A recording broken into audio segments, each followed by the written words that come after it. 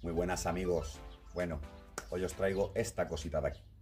Hoy le toca a esta planta ser exhibida. Es una planta denominada Solenostemon.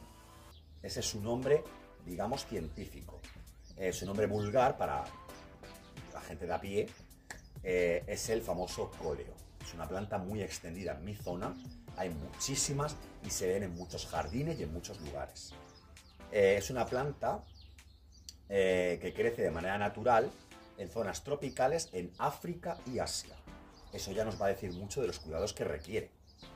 Y vais a poder encontrar esta planta con diferentes tonos, ¿vale? Hay muchísimas variedades distintas de esta planta, todas preciosas, por cierto. Respecto a su cultivo, os aviso que yo la he tenido en interior. Y en interior esta planta se hizo más alta, pero como más débil, y también se hizo menos frondosa.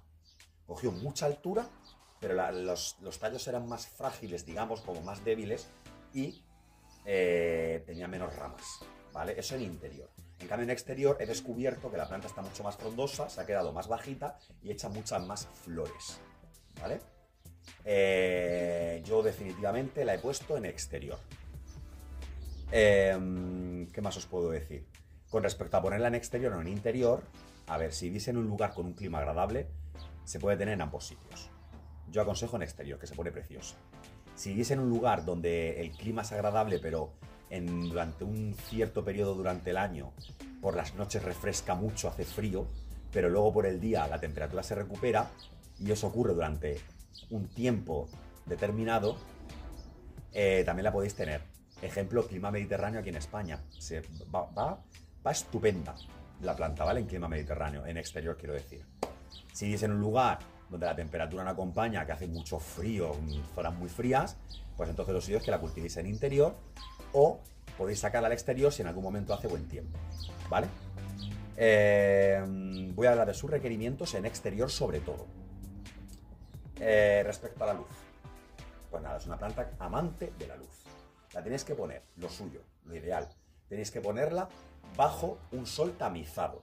Un sol tamizado, es decir, la planta, el sol, y aquí tenéis que poner una malla de sombreo, un policarbonato, algo que difumine la luz, ¿vale? De tal manera que el sol directo no llegue a la planta. Eso es lo que más le gusta a esta planta. Si no podéis darle eso, le podéis dar mucha luz indirecta, ¿vale? Que también va a funcionar. Respecto al sol directo, no es recomendable. Sí es verdad que a la mía le da un buen rato por la mañana el sol directo y no pasa nada, ¿vale? Cuando el sol no es tan fuerte, si le da el sol directo no pasa nada durante un rato, ¿vale? Sí es verdad que yo he visto que la zona de la planta donde da el sol directo más tiempo tiene como una tonalidad, ¿vale? Y donde no da el sol directo nunca o casi nunca, tiene otra tonalidad. El verde es más, este verde de las hojas es más clarito donde da el sol y más fuerte o menos clarito donde no da el sol, ¿vale? Pero solo un rato. Cuidado porque si os pasáis con el sol, la planta se va a perjudicar y se va a quedar muy fea, ¿vale? Y no va a ser sano para la planta tanto sol directo. Respecto a la maceta, yo uso maceta de barro, uso yo, ¿vale? Se puede usar una maceta textil, lo ideal es una maceta que transpire, ¿vale? Yo pongo debajo un sustrato, o sea, una capa de piedra volcánica, y encima, en exterior, pongo 50% de sustrato universal con perlita y 50% de fibra de coco con perlita. Pero si la cultiváis en interior, solo tenéis que poner fibra de coco con perlita, ¿vale? Y debajo la piedra volcánica. Eso en interior. ¿Qué más? Vamos a hablar del riego. ¿Cómo regamos esta preciosidad? Pues lo suyo es regar la planta y esperar a que el sustrato esté ya empezando a secarse, ¿vale? Ahí tenéis que regar de nuevo. También es cierto que la planta cuando quiere agua se nota porque las hojas dejan de estar tan firmes y es como que se va pochando la planta. Cuando veis que la planta empieza a estar como un poco pocha, ahí quiere decir que a la planta le falta agua, ¿vale? Entonces la planta nos indica realmente si quiere agua o no. Yo hago lo siguiente con el riego. En invierno riego una vez a la semana. En primavera y en otoño riego 2 veces a la semana y entre medias hago un riego, pero no a tope, sino con mitad de agua. 2 riegos profundos y un riego a medias, a mitad, entre ese riego profundo y ese riego profundo, otro riego, pero más suave, ¿vale?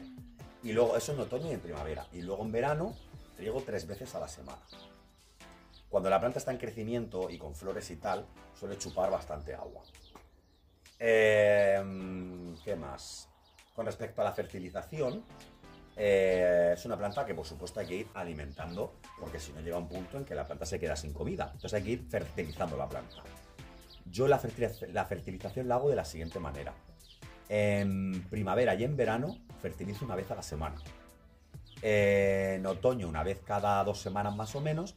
Y en invierno fertilizo una vez al mes. ¿Vale? Respecto a la humedad ambiental, sí es verdad que se aconseja que tenga cierta humedad ambiental. La verdad es que es lo suyo, que haya cierta humedad ambiental. Yo la tengo en exterior porque las temperaturas aquí son bastante buenas. En invierno es verdad que por la noche hace mucho frío, pero luego durante el día esa temperatura se va recuperando. Y es verdad que aquí, pero el resto del año, la temperatura es bastante agradable y puede estar fuera y está preciosa fuera. Pero es verdad que aquí además es que la humedad ambiental no es tan baja. Aquí hay cierta humedad ambiental y la planta está espectacular. Pues lo suyo es eso, que tenga cierta humedad ambiental, ¿vale? Todo lo que os he dicho para exterior. Pero ya sabéis, si la ponéis en interior, tenéis que poner sustrato solo de fibra de coco con perlita. Y en interior es posible que el riego sea diferente, ¿vale? Y es probable que el riego en interior sea menos frecuente, sobre todo en épocas de más frío.